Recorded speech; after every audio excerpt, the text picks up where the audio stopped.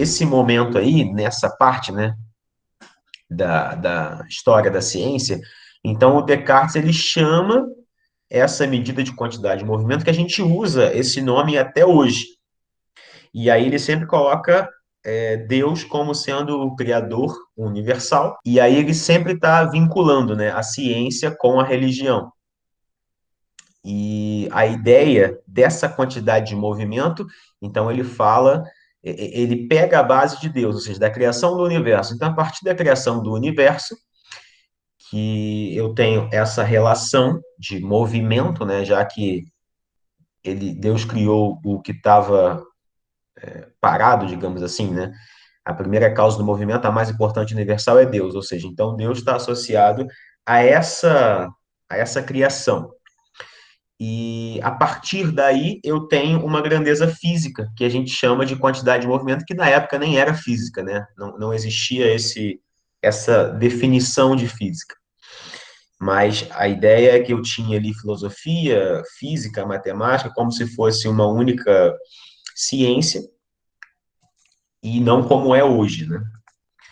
E essa ideia, né, ele ainda explica o que se entende por quantidade de movimento. Então, ele diz assim: um corpo com certa velocidade e outro duas vezes maior, com metade da velocidade, tem a mesma quantidade de movimento. Então, ou seja, a própria definição que a gente usa hoje de quantidade de movimento foi a definição que o Descartes propôs lá atrás. Exatamente isso. A quantidade de movimento está associado à massa e à velocidade. Na verdade, a quantidade de movimento é o produto entre a massa e a velocidade. Então, se você pega um corpo que tem certa velocidade, certa massa, e um outro duas vezes maior, ou seja, duas vezes a massa, e com metade da velocidade, eles teriam a mesma quantidade de movimento. O que ele está querendo dizer é que a quantidade de movimento é o produto entre a massa e a velocidade, que é a própria notação que a gente vai usar, que o Newton também usou.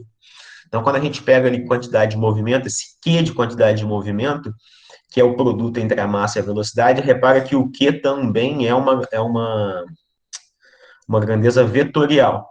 Então, esse Q de quantidade de movimento é igual ao produto da massa vezes a velocidade. Como a velocidade é um vetor, a quantidade de movimento também é um vetor, então eu tenho esse produto como sendo a quantidade de movimento.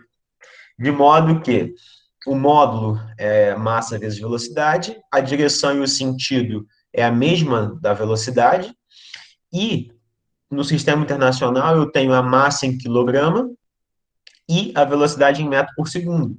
Então, a quantidade de movimento é medida em quilograma vezes metro por segundo. Ou seja, a quantidade de movimento, ela possui a mesma direção e sentido da velocidade. Assim como força e impulso tinham a mesma direção e sentido. E aqui, quantidade de movimento e velocidade também funcionam dessa maneira. Isso quer dizer que existe uma equivalência entre as medidas de unidade de medida de impulso e quantidade de movimento. Só para relembrar, ó, o impulso era Newton vezes segundo. E a quantidade de movimento era quilograma vezes metro por segundo.